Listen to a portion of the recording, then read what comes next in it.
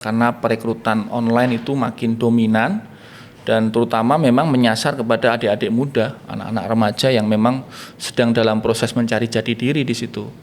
Jadi memang harus ya saya kira memang sudah saatnya untuk lebih alert di situ, di sisi online-nya. Tapi kalau tahunya kalau anak kita udah terpapar dan mau jadi teroris atau orang terdekat kita lah, itu ciri-cirinya apa sih? Biasanya mereka memang kemudian menganggap satu dia paling benar, kemudian menyalahkan orang lain termasuk ayah ibunya. Bahkan ada yang di Jawa Timur itu ada yang sampai mengkafirkan ya.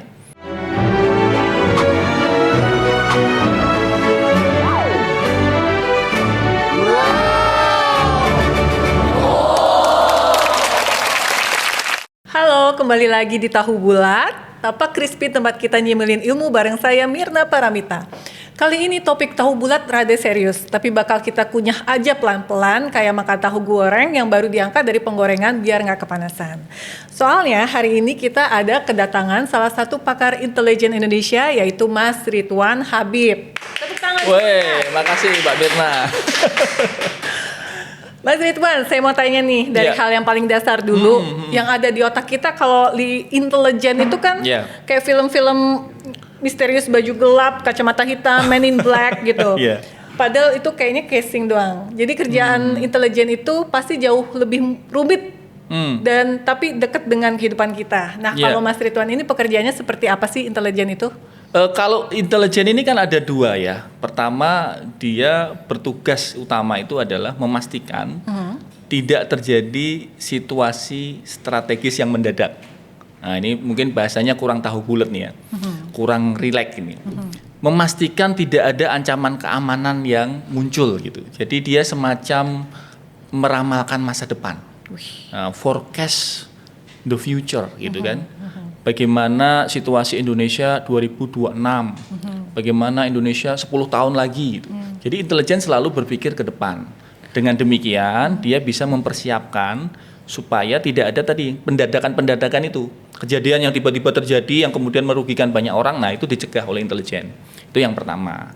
Yang kedua tentu saja kalau intelijen negara, dia harus memastikan tata pemerintahan negara berjalan baik. Jadi ada dua nih, intelijen secara akademik atau intelijen dalam konsepsi organisasi negara maksudnya. Gitu. Jadi forecasting the future? Yes. Bedanya sama forecasting the weather itu apa, Mas? Oh, beda. Kalau weather itu kan memang kategorisasi khusus ya, punya ilmu klimatologi. Kalau intelijen itu multi platform ilmu, Mbak Mirna. Jadi ada psikologi juga di situ, ada security-nya di situ, ada politiknya di situ, ekonomi juga. Jadi secara activity intelijen itu multi platform. Dia bisa kadang-kadang menggunakan ilmu psikologi, kadang-kadang dia bisa menggunakan ilmu sosiologi, bisa juga filsafat gitu. Jadi nggak satu frame. Kalau cuaca kan dia ahli klimatologi gitu saja gitu. Nah, itu belajarnya di mana tuh, Mas? Kalau mau jadi intelijen itu apakah harus kita mempunyai intelijensi yang sangat tinggi?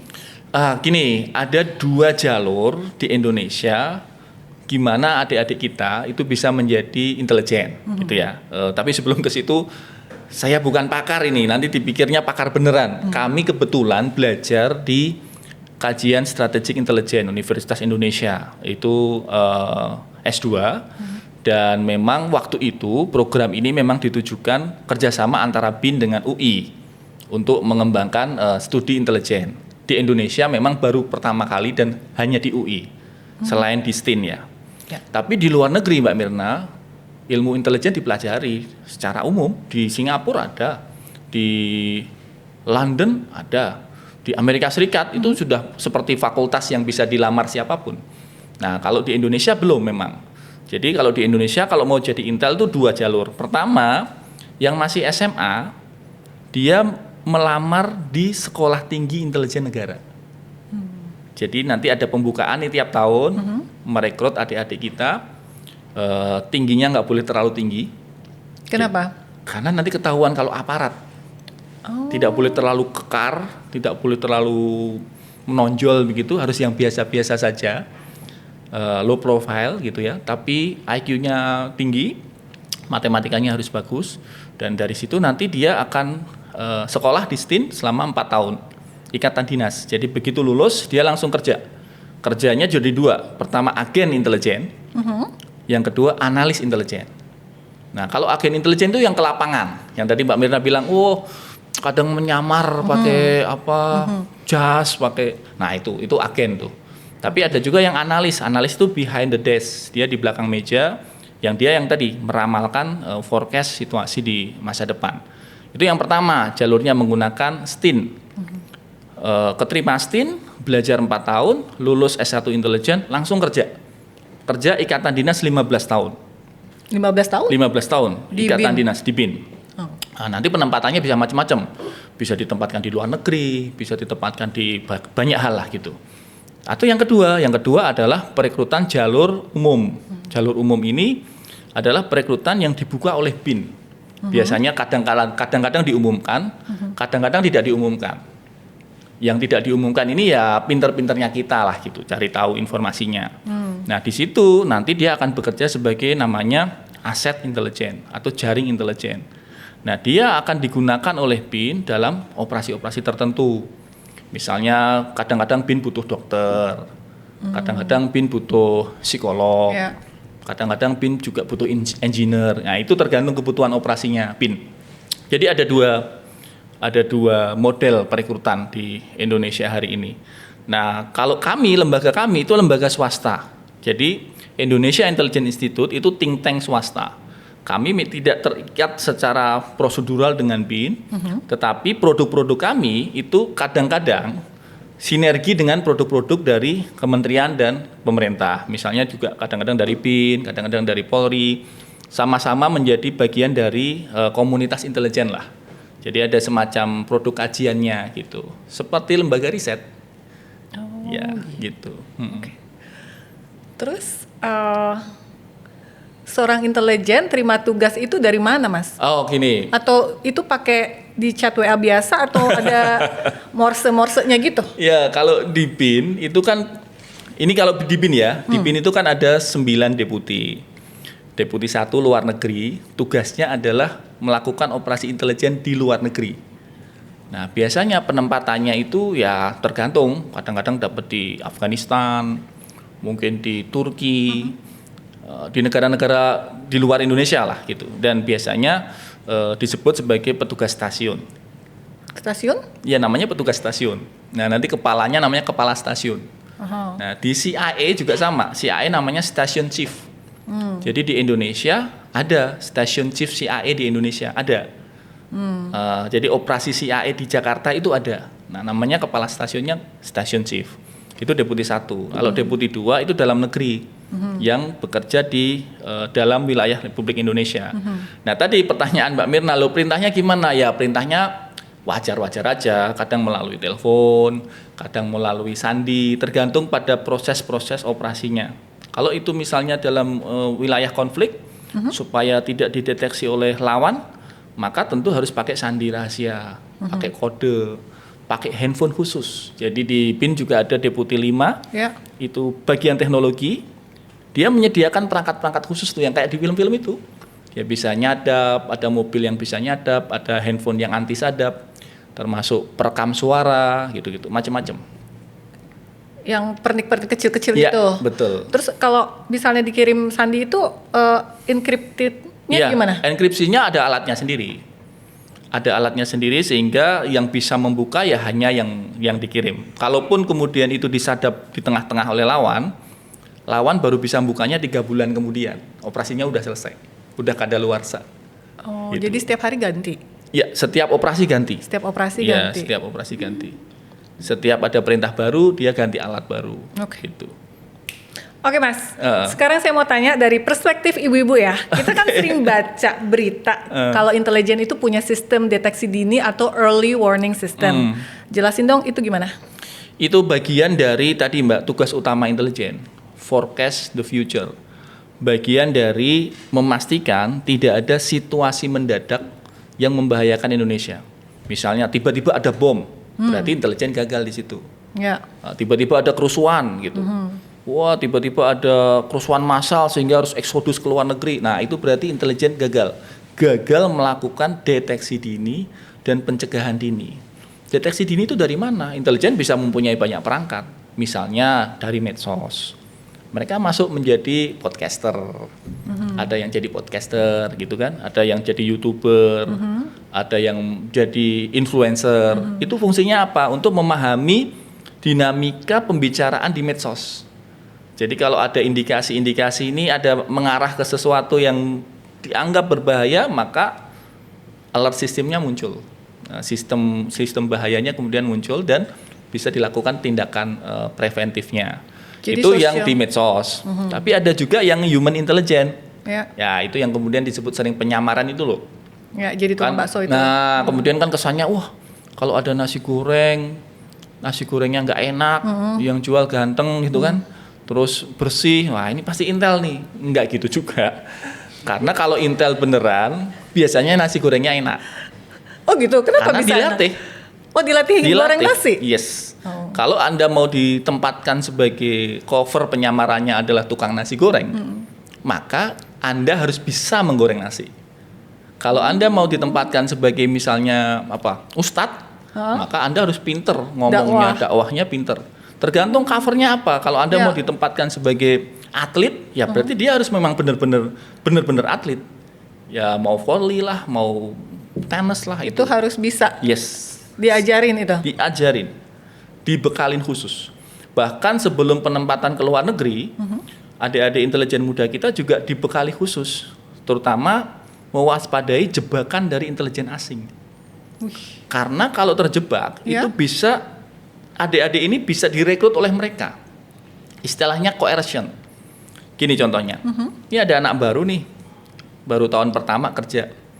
Oke, kamu berangkat ke London ya. Tanpa bekal, turun ke London, malam-malam dia ke kafe. Ke kafe, kenal wanita cantik, nggak tahu kenapa akrab, cocok, chemistry-nya cocok, minum bareng 1, 2, 3 tegukan, mabuk dia. Mabuk dibawa ke apartemennya dong. Ya sudah, foto-foto gitu-gitu, udah dapet. Nah, hari besoknya itu coercion. Lo kerja buat Inggris, atau foto-foto ini kita sebarkan atau kita kirimkan ke istri kamu atau kita kirimkan ke kantor kamu. Nah, udah dari situ dia terrekrut.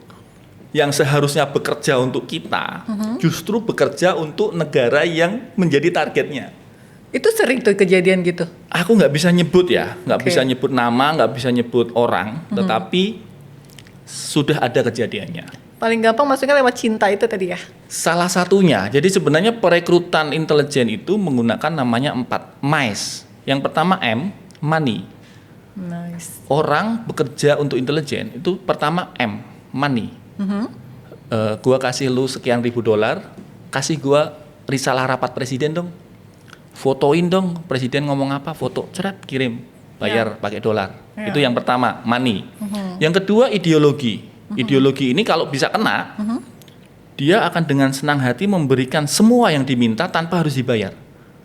Jadi misalnya mohon maaf dalam tanda petik Islam radikal nih, dia kena ideologinya, maka dia dengan senang hati akan ngasih semua informasinya tanpa harus dibayar. Itu yang kedua. Yang ketiga C, coercion tadi, pemerasan atau pemaksaan, coercion.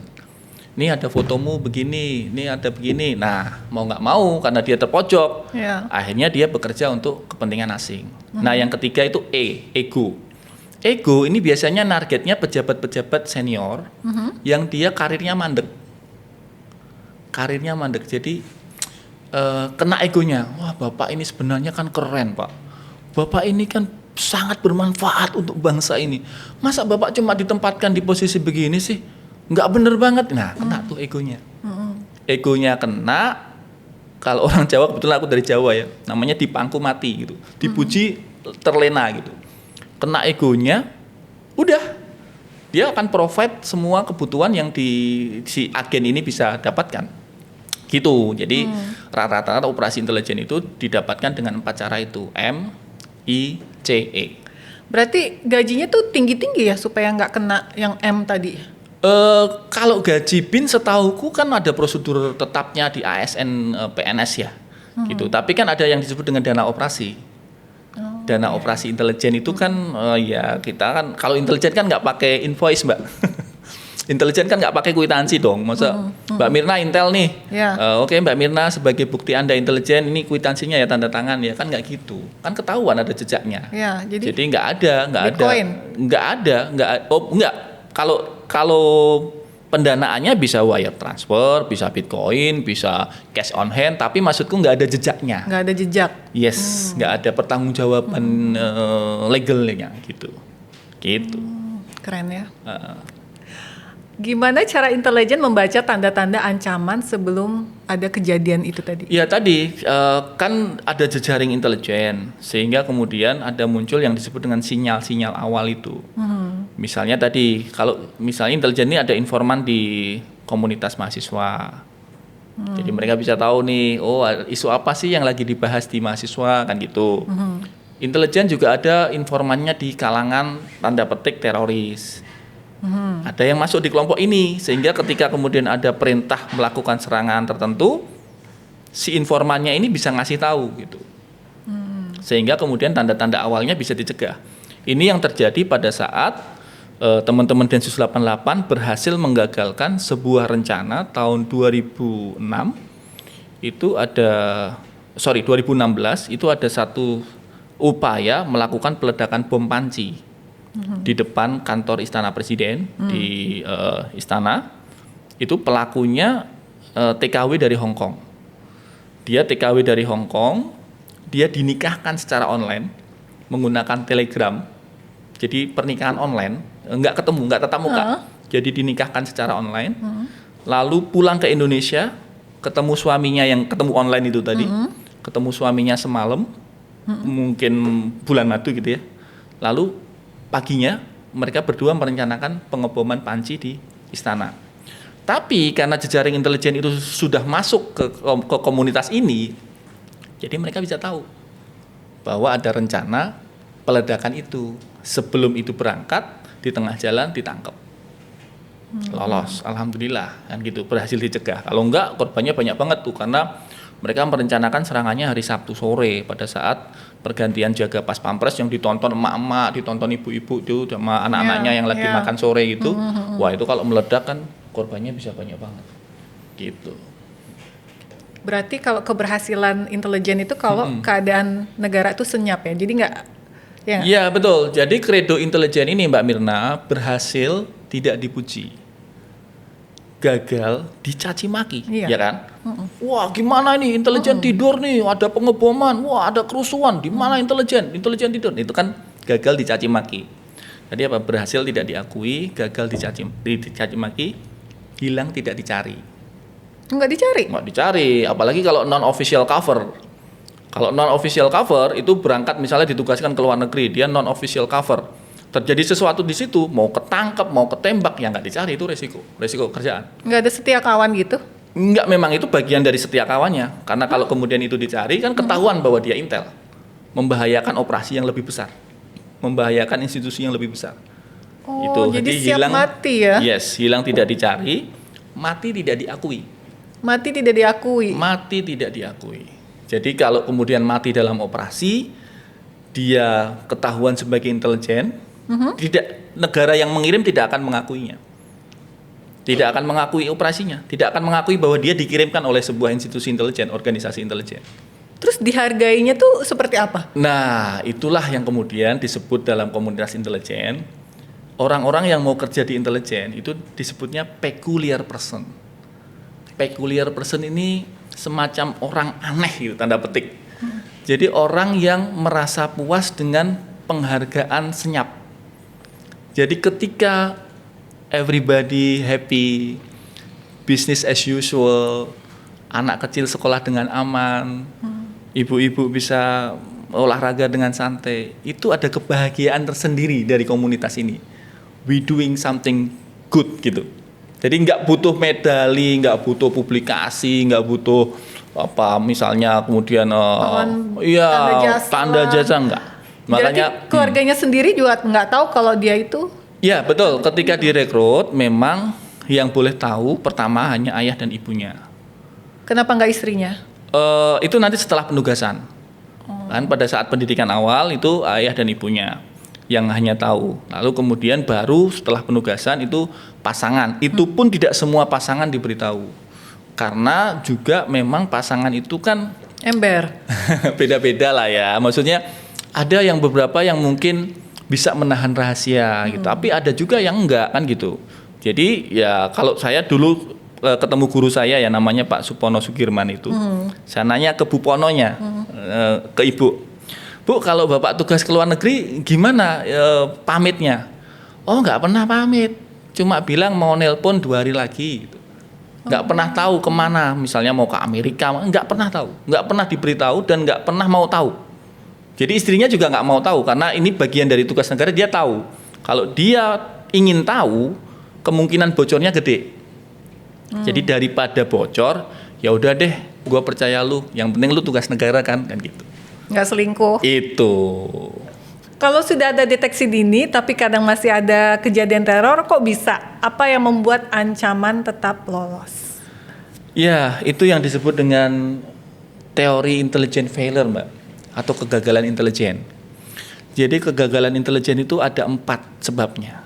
Kegagalan yang pertama itu adalah kegagalan mengumpulkan data di lapangan. Jadi adik-adik yang bertugas mengumpulkan data ini gagal mendapatkan informasi yang tepat dan cepat. Yang sudah nyamar itu dia gagal tuh. Kan ada namanya manusia kan ada human errornya kan. Ya. Gagal menguping, gagal mendeteksi itu. Itu namanya Intel gagal 1. Tapi bisa juga ininya sudah nggak gagal nih. Pengumpulan data di lapangannya sudah benar. Tapi begitu masuk meja analis, jadi habis dikumpulkan datanya kan dilaporkan tuh untuk dianalisa. Nah, salah analisanya. Jadi analisnya yang salah. Ini yang disebut dengan Intel gagal 2. Dapat data dari lapangan, analisnya salah. Nah, gimana kalau analisnya sudah benar, datanya dari lapangan benar, analisnya sudah benar. Tapi kok tetap kejadian? Nah, mungkin Intel gagal 3. Apa itu? Intel gagal 3 adalah ketika pimpinan atau user menganggap bahwa produk laporan anak buahnya ini tidak perlu ditindaklanjuti. Ya, itu sering terjadi. Kadang-kadang pimpinan merasa lebih hebat dari anak buahnya kan. Ya. Jadi ketika dilaporin ada situasi begini Pak, begini, dia merasa enggak lah, kamu berlebihan deh. Itu feeling bapake. Feeling bapake. Pengalaman bapake. Masukin ke laci, ceret. Ternyata bener anak buahnya kejadian. Ya, itu yang disebut dengan Intel gagal 3, kesalahan pada pimpinan. Tapi ada yang terakhir, pengumpulan datanya udah bener, analisanya bener, pimpinan udah nugasin. Ya. Jadi misalnya nih, Pak, data kita akan ada peledakan bom. Analisnya bilang, oh, iya Pak, bener Pak, ini jaringan itu, mau meledakkan sekian. Oke, pimpinan bilang, oke, tangkal ya, jangan sampai terjadi. Pada saat proses menangkal itu, ternyata lawan lebih hebat. Atau yang disebut dengan kontra intelijen lawan lebih kuat. Nah, itu yang disebut dengan Intel gagal 4. Kegagalannya karena pihak lawan memang lebih jago, lebih kuat. Mereka melakukannya lebih cepat, lebih duluan, dan seterusnya. Itu sangat-sangat manusiawi. Ya, jadi gitu. Jadi kenapa kok masih ada kegagalan? Ya, karena human error bisa terjadi di tadi. Gagal di pengumpulan data, gagal di analisa, gagal di pengambil kebijakan, atau gagal karena lawannya lebih hebat. Itu udah pakai AI semua nggak sih dari AI? Oh, ini menarik nih kalau bicara AI dalam konteks intelijen ya. Yeah. Dalam intelijen AI itu masuk dalam yang disebut dengan SOCMIN atau Social Media Intelligence. Dia bisa bagian dari Open Source Intelligence atau OSINT. Jadi OSINT dan SOCMIN. Ini hanya salah satu tool saja untuk melengkapi yang lain, karena ada yang disebut dari Human Intelligence yang menyamar, kemudian masuk ke kelompok-kelompok teroris, itu Human Intelligence. Tapi AI ini dia hanya masuk sebagai bagian dari tool saja yang disebut dengan Open Source Intelligence, dan digunakan juga, cuma tidak menjadi yang satu-satunya gitu Mbak Mirna, nggak menjadi pokok operasinya hari ini, gitu. Oke. Mas Ridwan, ancaman sekarang kayaknya beda ya, nggak selalu bentuk kelompok besar, tapi individu yang belajar sendiri. Apa benar sekarang tren teror adalah lone wolf dan self radikal? Gimana pola rekrutmennya terjadi? Iya, ini memang sekarang menjadi bagian yang harus kita waspadai ya, karena perekrutan online itu makin dominan dan terutama memang menyasar kepada adik-adik muda, anak-anak remaja yang memang sedang dalam proses mencari jati diri di situ. Jadi memang harus ya saya kira memang sudah saatnya untuk lebih alert di situ, di sisi online-nya. Gitu. Kok bisa sih anak-anak jadi target? Apa motivasi kelompok perekrut dan kenapa anak-anak tuh sangat gampang untuk menjadi target? Satu memang karena mereka biasanya berpikirnya masih pendek kan, termasuk yang terakhir ini yang 110 anak itu kan terekrut ISIS. Bahkan juru bicara Densus 88 sudah menyampaikan bahwa salah satu dari anak itu diminta untuk melakukan serangan di DPR. Ini pendapat resmi ya, ini keterangan resmi dari juru bicara Densus 88. Kenapa anak-anak ini yang dipilih? Karena satu ya tadi, dia tidak akan dicurigai. Mereka masih sangat lugu ya, polos. Jadi mereka nggak mikir panjang gitu kan dengan risiko di masa depannya. Dan yang ketiga tadi, mereka ini relatif dengan pencarian jati diri kan. Mereka menganggap bahwa ini bagian dari heroisme, rasa kepahlawanan gitu. Mereka melakukan itu menganggapnya bukan kejahatan, tapi doing something good gitu. Melakukan kebaikan. Nah ini kan bahaya banget ya. Ini sudah kayak semacam brainwash gitu Mbak. Dan ini menurutku juga ya harus segera diatasi oleh komunitas intelijen tentu saja. Gimana segampang itu nge-brainwash orang? Nggak gampang karena biasanya prosesnya juga nggak cuma sekali dua kali interaksi kan. Ada beberapa kali interaksi. Terutama masuk kepada ideologi. Kalau sudah ke ideologi, pemahaman dan pola pikir itu relatif yang lain-lain, faktor lainnya itu kemudian bisa diabaikan gitu. Kayak ISIS itu kan masuknya ke ranah ideologi. Misalnya begini, dia bertanya ke anak-anak itu, siapa yang lebih hebat, Nabi Muhammad atau Jokowi misalnya? Ya tentu saja mereka jawabnya Nabi Muhammad dong. Karena nggak apple to apple, dia membandingkan Nabi dengan orang biasa gitu kan. Terus misalnya mana yang lebih benar, Pancasila atau Al-Quran gitu. Ya jelas Al-Quran karena yang dibandingkan itu sesuatu yang buatan manusia, yang satu itu adalah ayat-ayat Tuhan kan gitu. Jadi gitu Mbak, anak-anak ini dijebak pada pertanyaan-pertanyaan yang mau nggak mau mengarahkan mereka pada jawaban yang sudah diarahkan begitu. Sudah diarahkan. Lalu kemudian ketika masuk di situ berarti karena kalau lebih hebat Al-Quran, berarti Pancasila nggak penting dong. Nah di Al-Quran kemudian ada penjelasan-penjelasan yang diselewengkan lah, kalau bahasa kami itu diselewengkan untuk kepentingan kelompok ini, tafsirnya itu. Dan kemudian anak-anak ini menjadi percaya karena dijebak dengan pertanyaan-pertanyaan yang secara logika, silogisme mereka belum jalan gitu. Kalau dari kacamata intelijen, apa yang bisa dilakukan keluarga supaya nggak telat sadar kalau anaknya itu terprovokasi oleh? Iya. Yang pertama, karena intelijen itu juga bisa didefinisikan sebagai aktivitas.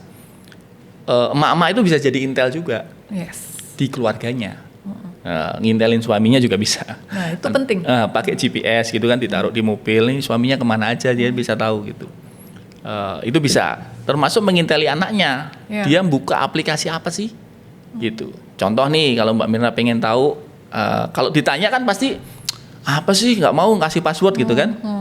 Pasang CCTV yang nggak kelihatan, misalnya kayak hiasan dinding, ditaruh di belakang mejanya anak kita gitu. Sehingga ketika anak kita itu ngakses sesuatu, terekam dari atas. Pinter. Gitu kan, terekam dari atas sehingga tanpa harus ngomong, Mbak Mirna bisa tahu. Passwordnya satu, dua, dia ngakses apa kan gitu. Dan CCTV itu kan sekarang banyak modelnya, bisa pakai topi, hiasan dinding, jam dinding, gitu. Jadi ya pinter-pinternya ngintelin adik-adik kita, anak-anak kita lah dengan teknik-teknik yang ada gitu. Tapi kalau taunya kalau anak kita udah terpapar dan mau jadi teroris atau orang terdekat kita lah, itu ciri-cirinya apa sih? Biasanya mereka memang kemudian menganggap satu dia paling benar, kemudian menyalahkan orang lain termasuk ayah ibunya. Bahkan ada yang di Jawa Timur itu ada yang sampai mengkafirkan ya, menganggap bahwa ayah ibunya itu sudah bukan seorang muslim lagi gitu, karena dia tidak mau percaya dengan ISIS. Sudah sampai selevel begitu gitu. Nah lalu berikutnya ya mereka sudah mulai memuja aksi kekerasan, baik kekerasan yang dilakukan di luar negeri maupun kekerasan yang dilakukan oleh sesamanya di dalam negeri gitu. Kalau cerita-ceritanya dia sudah mulai memuja itu, ya situ sudah mulai harus hati-hati nih, harus hati-hati. Tapi biasanya dimulai dari menarik diri dulu, membatasi komunikasi. Kan biasanya kan ya kelihatan ya, misalnya anak kita ini ngobrolnya biasanya asik gitu, tahu-tahu kok cuma murung ke kamar, mainan laptop, mainan handphone, nggak pernah keluar kamar, nggak pernah interaksi lagi. Nah, disitulah kemudian saya kira orang tua harus alert, harus ada kewaspadaan khusus di situ, gitu. Ada nggak contoh keberhasilan keluarga atau warga yang justru menggagalkan ancaman teror? Iya, ada. Jadi pernah ada satu keluarga di Lampung itu yang berhasil mendeteksi laptop anaknya, gitu. Lalu kemudian dilaporkan lebih awal sehingga anak ini sebelum melakukan aksinya sudah bisa dilakukan pembinaan. Itu pernah terjadi, tapi nggak sering ya. Rata-rata yang terjadi ya di kecolongan itu sudah telat. Misalnya yang terjadi di Tangsel, di Pamulang beberapa tahun yang lalu, itu anaknya di rumah ya diem gitu, cuma di kamar main laptop. Tahu-tahu pagi-pagi dia pamit ke orang tuanya, ngambil pisau dapur, terus ke pos polisi di Tangsel itu, di pos polisi lagi ngatur lalu lintas, dia deketin, dia tusuk lehernya, cerap. Leher loh, yes. Dia tahu di mana kelemahan. Iya, itu anak SMA juga. Dan dia ternyata ketika kemudian diungkap di laptopnya itu ya penuh pemujaan terhadap ISIS. Jadi terinspirasi dari website dan situs-situs yang dia buka itu. Kalau selain ISIS, ada lagi nggak sih terorisme yang di Indonesia ini? Kalau terorisme di Indonesia yang selama ini terjadi memang most of them itu dilatar belakangi oleh kelompok Islam radikal, tanda petik ya. Islamnya tanda petik ya. Yeah. Jadi bagian dari JI dulu ya, bom Bali 1, bom Bali 2, kemudian yang akhir-akhir ini ISIS, bom Tamrin Sarinah itu kelompok ISIS juga, JAD. Rata-rata itu sih kalau di Indonesia. Kalau yang paham ideologi lain belum. Ya termasuk yang memang sedang jadi perdebatan apakah tindakan anak ABH, anak berkonflik hukum di SMA 72 beberapa waktu yang lalu, 7 November lalu, itu masuk kategori teror atau tidak, gitu kan. Kalau Polri sudah menyatakan itu tidak, itu bukan bagian dari terorisme karena dianggap sebagai kekerasan yang ekstrim gitu. Karena dianggap tidak ada motif politiknya, tapi menurutku sih perlu didalami lagi. Jangan-jangan ada juga motifnya di situ, white supremacy atau neonazi melatar belakangi dia gitu. Mas Ridwan, biar kita ibu-ibu nggak gampang parno dan tetap waspada, please jawab dengan jujur. Indonesia sekarang sebenarnya aman atau cuma kamuflase terasa aman aja? Ini podcastnya ditonton Pak Prabowo kan? Kayaknya enggak sih. Atau nanti saya kirim linknya Pak Prabowo. Aman lah, aman. Kita berharapnya aman. Cuma begini, dalam dunia intelijen itu tidak ada yang disebut aman 100%. Komunitas intelijen itu selalu berasumsi. Makanya kan banyak orang bilang orang-orang intel itu paranoid. Jalan aja dia merasa dibuntutin gitu kan. Jalan merasa dibuntutin, ngomong di kafe merasa disadap. Jadi sudah ada semacam bagian dari tubuhnya yang seolah-olah paranoid gitu. Termasuk juga ketika orang intel ditanya ini aman apa enggak sih? Orang intel pasti akan jawab enggak aman sebenarnya gitu. Karena paranoidnya itu muncul. Nah, indikasi paranoid itu dari mana? Ancaman Indonesia dan ancaman global itu sekarang sangat volatil. Tidak, bahasa sederhananya tidak bisa diprediksi, Mbak. Berubah-ubah cepat. Iya kan? Berubah cepat. Yang disebut dalam teori intelijen itu namanya angsa hitam, black swan. Angsa hitam. Dulu orang Irlandia mikirnya semua angsa pasti putih. Mereka kaget bahwa tiba-tiba ada satu angsa yang hitam. Maka kemudian itu jadi teori yang dipopulerkan oleh seorang namanya Nasir Taleb. Dia bikin buku namanya Black Swan. Black Swan adalah sebuah kejadian yang sama sekali tidak bisa diprediksi sebelumnya, dan begitu terjadi itu dampaknya luar biasa global gitu. Contohnya COVID. COVID itu black swan. Orang nggak bisa memprediksi tiba-tiba ada sebuah virus yang sedemikian rupa berdampak ke seluruh dunia. Nah, intelijen selalu mewaspadai itu. Bahasa kita black swan hunters. Kita pemburu angsa hitam. Sehingga begitu ngelihat ada indikasi angsa hitam, kita matiin cepet-cepet supaya tidak terjadi situasi yang membahayakan kemanusiaan, membahayakan orang lain kan gitu. Jadi intelijen itu tidak pernah berpikir everything good gitu. Tidur aja mereka selalu khawatir dalam ancaman kan gitu. Nyopir aja mereka selalu berpindah rute. Jadi orang-orang Intel itu biasanya kalau Senin dia lewat jalan sebelah kanan, maka hari Selasa dia lewat sebelah kiri. Rabu dia akan muter lagi. Karena selalu berpikir bahwa rutinitas saya dipantau orang. Rutinitas saya dideteksi orang. Jadi paranoidnya sampai sebegitunya. Maka ketika ditanya aman apa enggak, pasti nggak aman. Sebagai pengamat intelijen saya bilang aman gitu aja ya. Supaya lebih nyaman gitu kan, supaya semuanya kan aku pengamat gitu kan. Jadi harus menenteramkan masyarakat gitu. Terus dalam 5 tahun nanti ancaman teror bakal berbentuk apa? Biar kita bisa antisipasi apakah radikal mikrosel, ekstremisme digital atau kelompok kecil tapi jago hack dan teknologi yang tinggi. Iya, tiga-tiganya itu. Karena sekarang teknologi sudah luar biasa, dengan gadget itu bisa melakukan apapun ya. Sekarang bahkan ada RFID yang bisa mobile. Jadi kalau misalnya lagi belanja begitu, tiba-tiba ada bolpen ditempelkan ke tas, PIN kartu kredit semuanya masuk terekam di bolpen itu. RFID yang paling baru seperti itu.